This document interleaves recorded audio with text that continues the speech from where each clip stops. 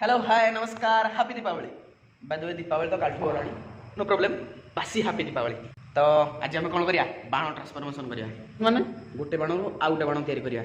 आपण मैंने घरे करिया ट्राए करंतु नाही जदि भी करूचंती बहुत सावधान सह करंतु।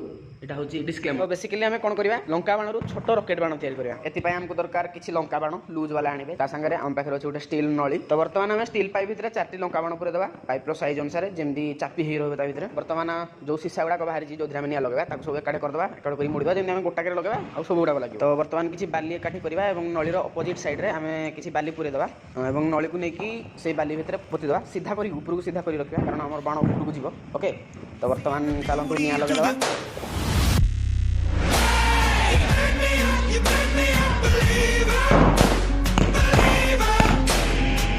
called crackers transformation।